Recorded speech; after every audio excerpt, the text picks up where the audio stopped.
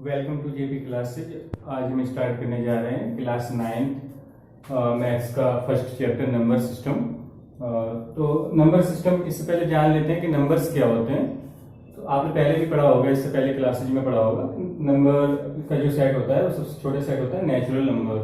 तो natural numbers क्या होते हैं पहले भी पढ़ा रखा होगा आप लोगों ने। नेचुरल नंबर के सेट में जो नंबर्स होते हैं वो 1 से स्टार्ट होते हैं और इन्फिनिटी तक जाते हैं। तो जैसे 1 2 3 4 डॉट डॉट डॉट, इसका मतलब है इन्फिनिटी तक ये नंबर जा रहे हैं। तो इसका सेट 1 से लेके इन्फिनिटी तक होता है। और नेचुरल नंबर्स ही हमारे काउंटिंग नंबर्स होते हैं। सेट को देखने से आपको एक बात समझ में आ रही होगी कि जो स्मॉलेस्ट नेचुरल नंबर है वो 1 है और ग्रेटेस्ट नेचुरल नंबर यहाँ पे दिखेगा नहीं क्योंकि ये इन्फिनिटी तक जाता है सेट। तो ग्रेटेस्ट जो नेचुरल नंबर है वो हमारा वो क्या है, इन्फिनिटी।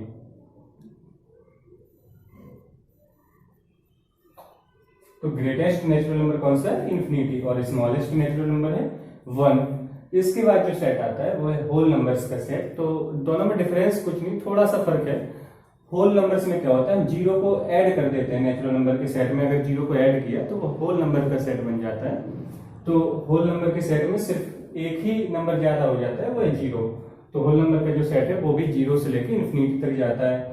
तो सेट को देखने से आपको ये भी चीज समझ में आ रही है कि स्मॉलेस्ट होल नंबर जीरो है और ग्रेटेस्ट होल नंबर भी इन्फिनिटी है। इसके बाद जो नंबर्स आते हैं उन्हें हम कहते हैं इंटीजर्स। इंटीजर्स का सेट होता है। इंटीजर्स के सेट में क्या होता है कि होल नंबर का सेट तो आता ही है, ये जो सेट है ये होल नंबर के सेट को रिप्रेजेंट करता है। और जीरो के साइड जो नेगेटिव इंटीजर्स होते हैं, नेगेटिव नंबर्स होते हैं, वो भी आते हैं। इंटीजर्स मतलब इसमें कोई रेशनल नंबर नहीं होता है, फ्रैक्शन नहीं होती, डेसिमल नहीं होती, ये होल नंबर्स ही होते हैं। बट वो होल नंबर्स नेगेटिव साइन के साथ रिप्रेजेंट किए जाते हैं जीरो के लेफ्ट साइड में। तो ये होते हैं इंटीजर्स। और ये जो सेट है 1 से लेके इन्फिनिटी तक, ये होते हैं पॉजिटिव इंटीजर्स। Positive integers. और ये जो सेट है -1 से स्टार्ट हो रहा है, ये होता है नेगेटिव इंटीजर्स। जीरो को मैंने इसलिए छोड़ दिया कि जीरो इंटीजर्स तो है, इंटीजर के सेट में आता है, लेकिन ना ही जीरो नेगेटिव होता है और ना ही ये पॉजिटिव होता है। तो जीरो का जो साइन होता है वो ना तो नेगेटिव है और ना ही पॉजिटिव है। तो ये होता है हमारा इंटीजर्स। इसके बाद जो नंबर्स आते हैं वो होते हैं रेशनल नंबर्स। एक्चुअली इस चैप्टर में इसी नंबर्स का काफी इंपॉर्टेंस है और इसी पे बेस्ड है ये चैप्टर।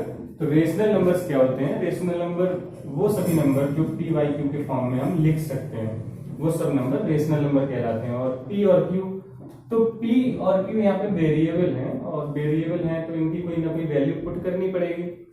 तो जो वैल्यू पुट करेंगे वो हम या तो नेचुरल नंबर्स के सेट से पुट करेंगे या होल नंबर के या इंटीजर्स से। तो जो पी और क्यू की वैल्यू है वो बिलोंग करती हैं इंटीजर्स के सेट में, मतलब जो इंटीजर्स हैं उन्हें ही हम पुट कर सकते हैं पी और क्यू की वैल्यू के रूप में। और एक चीज और यहाँ पे कि क्यू जीरो नहीं होना चाहिए। क्यू जीरो इसलिए नहीं होना चाहिए क्योंकि डिनोमिनेटर में क्यू है, और अगर क्यू जीरो हो गया इसका मतलब पी अपॉन जीरो, और किसी नंबर में अगर जीरो से डिवाइड करते हैं तो आपको पता है कि इन्फिनिटी आता है। ये इन्फिनिटी का साइन है।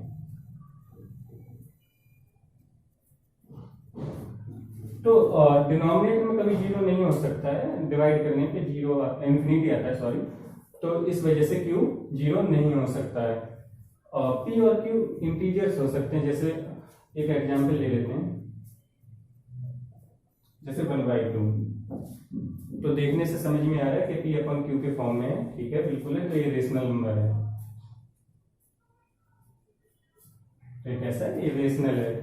और इसका जो न्यूमरेटर है वो 1 है, ये इंटीजर है। और 2 डिनोमिनेटर, ये भी एक इंटीजर है।